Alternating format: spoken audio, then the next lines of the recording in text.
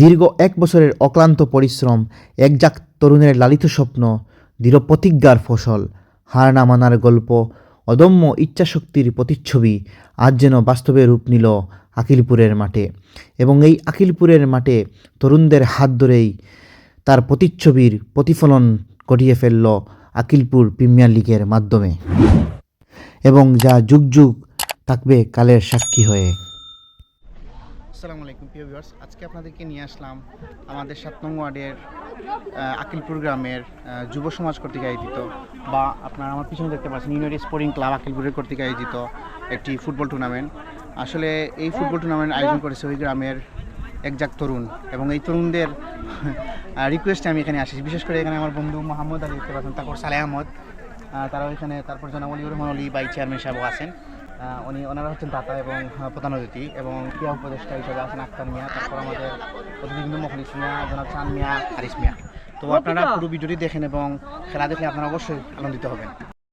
তো ভিউয়ার্স, আপনারা দেখতে পাচ্ছেন যে দুই দলের প্লেয়ারদের সাথে কুশল বিনিময় করে নিচ্ছেন অত্র খেলার বিশেষ অতিথি মোহাম্মদ আলী।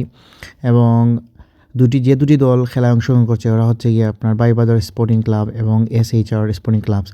এবং খেলার পূর্বে এই দুটি দল তারা প্ল্যান করে নিচ্ছে কীভাবে খেলা পরিচালনা করবে, এবং তারা দুটি দলই খুব বিচক্ষণ দল, যারা দীর্ঘ 1 মাসের অক্লান্ত পরিশ্রমে অনেকগুলো দলকে হারিয়ে ফাইনালে উত্তীর্ণ হয়েছে। এবং লাল জার্সিদের টিমটি হচ্ছে গিয়ে CHR, এবং অপর প্রান্তে সবুজ জার্সিদের টিমটি হচ্ছে গিয়ে বাইবাজার স্পোর্টিং ক্লাব।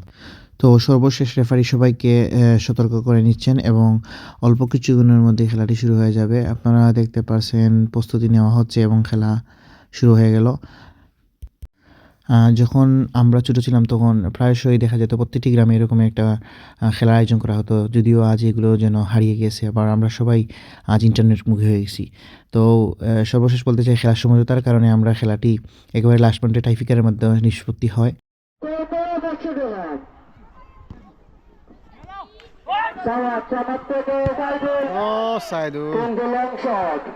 অত্যন্ত সুন্দর একটি ফ্রি কিক ছিল। আমি সবার দৃষ্টি আকর্ষণ করে কইলাম একটু সামনে তো আমরা খেলা দেখবা উপভোগ করার ব্যবস্থা হয়ে ঢুকা মোহাম্মদ থেকে একা ঘুষে আইছে সামাদ ভাইয়ের গোল দিতে পারলে 500 টাকা, সামাদ ভাইয়ের গোল দিতে পারলে 500 টাকা, দুইটা দিলে 1000 টাকা মোহাম্মদ ভাইয়ের দিলাম।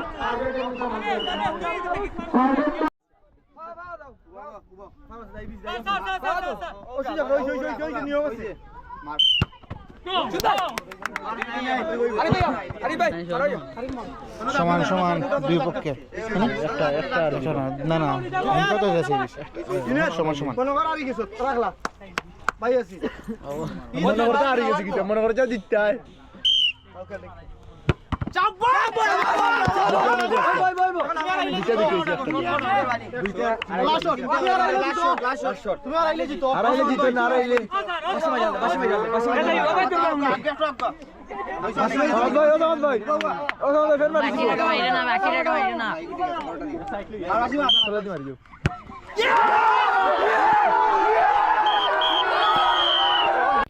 তো আপনারা দেখতে পাচ্ছেন টাইব্রেকারের মাধ্যমে অবশেষে CHR জয়লাভ করে, এবং তারা আনন্দ উল্লাস করতেছে, এবং একেবারে শেষ প্রান্তে পুরস্কার বিতরণ করা হয়। তো আমার একটি মেসেজ আপনাদের কাছে পৌঁছে দিতে চাই যে আমরা যারা আছি তাদের সবার উচিত এরকম খেলার আয়োজন করা, যাতে আমাদের তরুণ প্রজন্মকে মোবাইলের আসক্তি থেকে কমিয়ে এনে এই ধরনের খেলার ইন্সপিরেশন করা যায়। এই বিষয়ে আমাদের নজর দিতে হবে, তাহলে আমাদের তরুণ প্রজন্মকে আমরা বাঁচিয়ে রাখতে পারবো ইনশাল্লাহ।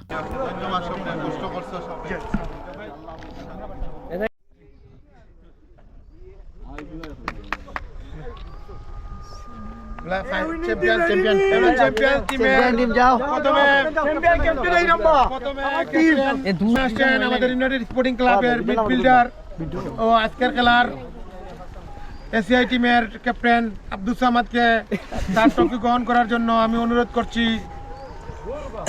আমাদের ফ্রেন্ড রায়না আমাদের কাছে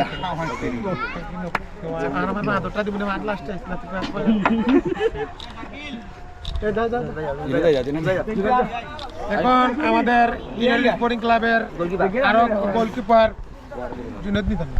জুনেদ আহমদ আসছে। জুনেদ আহমদকে ট্রফি দিবে আমাদের শরীফ আহমদ।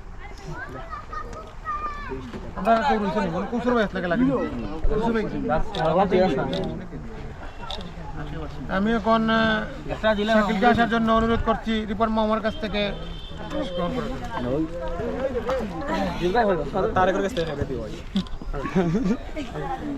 শাকিলকে ক্যাশ গ্রহণ করার জন্য অনুরোধ করছি।